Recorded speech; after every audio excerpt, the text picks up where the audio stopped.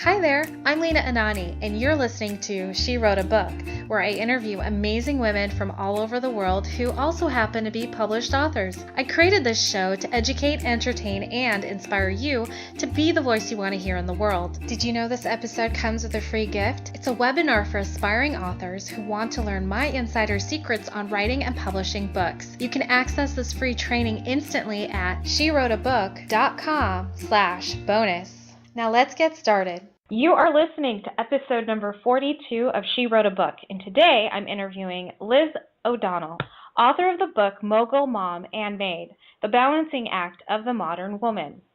Mogul, Mom, and Maid examines today's breadwinners, women caught in a perfect storm of male-dominated cultures at work, traditional social norms at home, and outdated schedules in schools. Liz is a frequent speaker and consultant to women who want to thrive. Her blog, called Hello Ladies, was named one of the top 100 websites for women by Forbes, a best of the net by Working Mother magazine.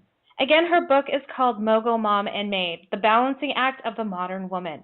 You can find the link to purchase her book in our show notes for this episode at SheWroteABook.com/42. So Liz, it's such a pleasure to have you as a guest today. And my first question is, what inspired you to write and publish this book? Well, thank you for having me here. I think since I could read and write, I knew I wanted to write a book someday. So I was always going to write a book. It just took me 35 years to do it.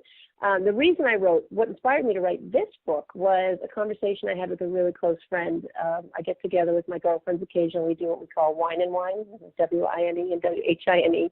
And this particular night, we were complaining about our husbands, which hopefully won't shock anybody. And what she said to me did shock me that night. She said, now she and her husband both work full time, and she said that, her complaint that night was that when he came home from work, if the kitchen was a mess or the kids' homework papers were all over the place, that he would get cranky. And I thought, well, why is that your job if you both work full time? And I think because my husband and I have sort of reversed roles in the home, I'm the sole breadwinner and he's home with the family, that I didn't realize how prevalent these, sort of roles we live in as men and women, that we're sort of stuck in them. So I thought, there's all this talk about the challenges women face getting ahead at work, but really one of the biggest challenges we face to our careers happens at home. If we're doing so much more housework and childcare, and the numbers show we are, then that's a big, big obstacle we have to overcome. So tell me a little bit more about this balancing act that you mentioned that women have to. Tell me more about what it is and why, or how did it become a norm for most women today? Well, I think it's been that way. I think sometimes we get impatient that we want there to be more equality in the home among men and women. And I think both men and women probably are starting to get impatient. Men, too, are saying they don't want to just work and provide and die. They want to be hands-on dads and, home with the family. But I think, women haven't been working and breadwinners for that many years. So this whole idea of two people in a relationship working and providing, or women breadwinners and stay-at-home men, it's not that new. And if you think about the generations ahead of you, how your grandparents' marriage was, your parents' marriage might have been, you look at the sitcoms we grew up with, the media that we see, you still see women in the home role and men in the work role. So this is all pretty new. And so I think that's why, even though we go off thinking we're enlightened, we're feminist, it's all about equality, I can bring home the bacon and fry it up in a pan, we still have years of imagery and family history where, women tend to take on the roles at home, and schools tend to call the mom, not the dad, and it's going to take a while for this to shift. How do you feel like your book is a part of this movement to shift things? Thank you for that question. I love that question. Where I think Mogul, Mom, and Maid makes a contribution is looking at the home piece, what I call the housework gap. There's data from Pew Research, from the American Time Use Survey that's done by the Census Bureau, that shows that women do much more housework and childcare than men, regardless of who works and who doesn't. And I think that if we ignore that fact in the workplace, if we ignore that that makes a difference in women's careers, then we're not looking at the whole equation.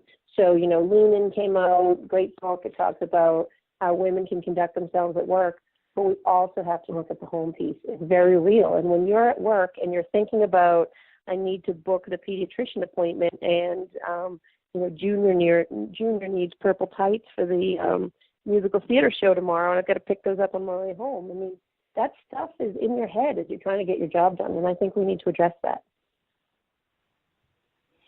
So how do you think women can, what kind of a dialogue do women need to have to get things moving in a more balanced direction?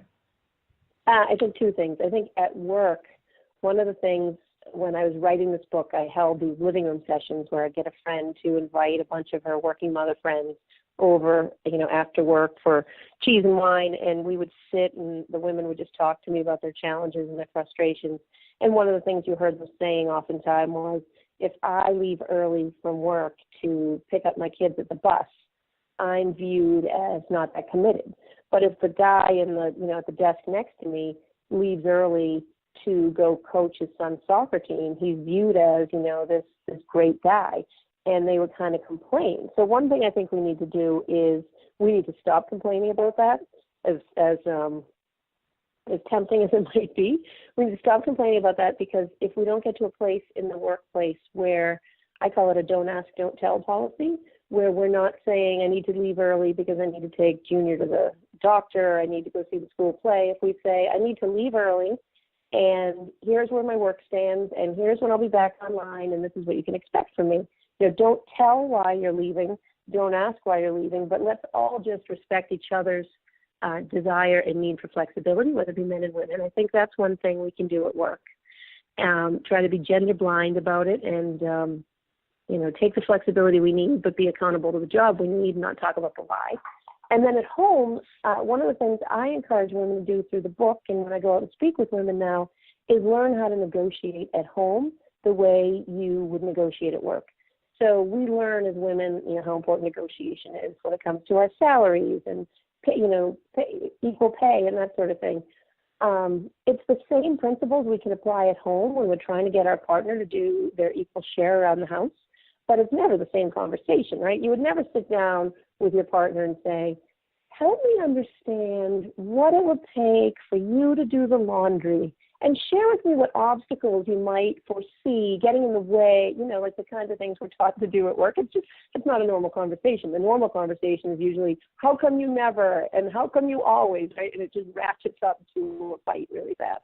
But I think if women can learn to negotiate with their partners, which means enter into a conversation and figure out, okay, where are you coming from? Where am I coming from? And how are we going to get this stuff done together? And that will make a big difference. That is amazing. This has been, so far, this has been really insightful.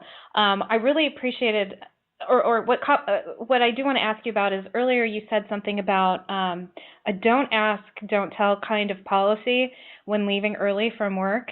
And I have mixed feelings about this. So I like the idea, where you just say, I have an appointment. It is what it is.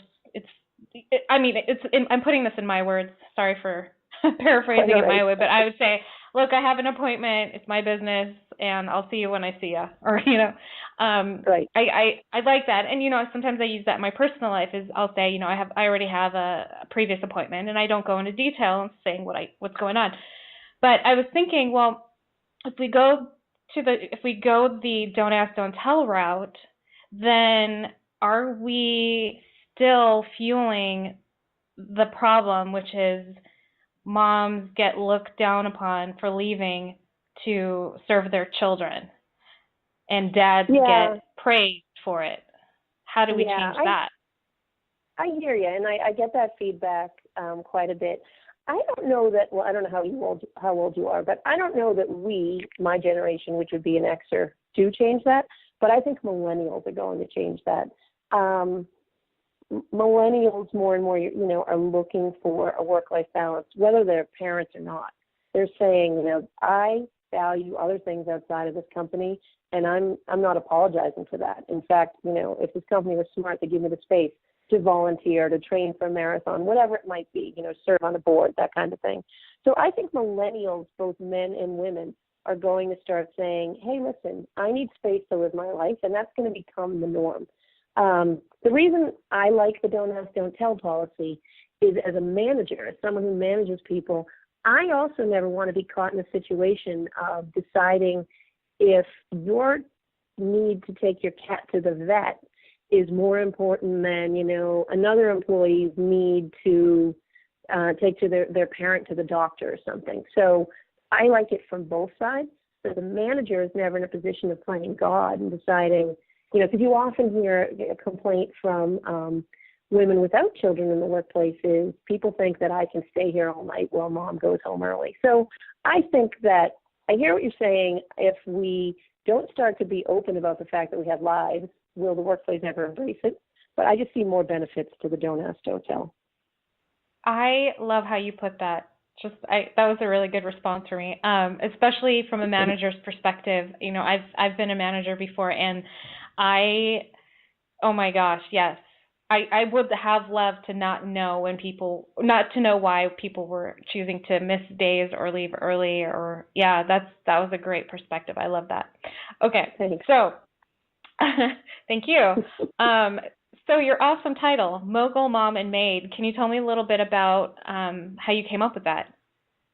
Sure. Well, my working title was, I had two. I think one was from the bedroom to the boardroom, another was from the kitchen table to the conference table, and it was that idea that, it's one thing to be mad at the guy you work for potentially and feel like he's not giving you every opportunity just because you're a woman. But it's a totally different thing to address the fact that maybe there's some inequalities at home. So I wanted to talk about this homework connection. Turns out, I thought I had vetted it, but those titles were used in other ways. So my dirty little secret is, and you interview authors all the time, so maybe you hear this from others, but I was supposed to be writing. I was locked in my room. I was actually playing Bubble Blaster, which I did a lot of when I was supposed to be writing my book. It was just so comforting to sit there, right, and blow up little colored bubbles.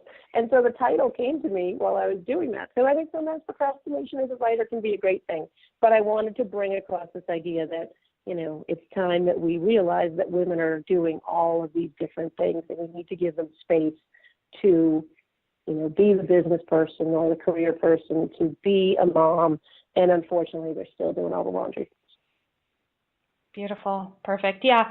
I was just going to say, when you were talking about playing games, sometimes you need to let your brain take a break so that the wisdom beneath the service can pop out and inspire you. And I'm glad that happened.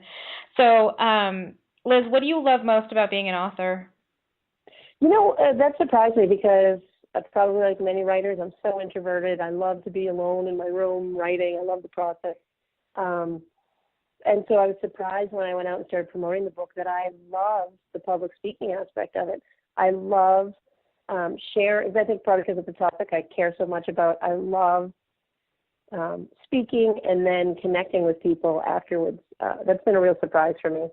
But it's probably, I like it now more than actually sitting in my room alone writing. Awesome. Very cool. Well, Liz, thank you so much for being our special guest today. We will have a link to your book in the show notes for this episode, and our listeners can find that at SheWroteABook.com/42 to learn more about our author and her awesome book. Thanks again, Liz. It's been a pleasure. Thank you so much. Thank you for listening to She Wrote a Book. If you enjoyed this episode, then subscribe now so you can automatically get access to all new episodes, and feel free to share your inspired thoughts with us in the comments too. I'd love to hear from you. Are you ready to write your own book? Get started now with my quick and concise webinars so you can learn my insider secrets on writing and publishing your own book. Claim your free gift now at SheWroteABook.com/bonus.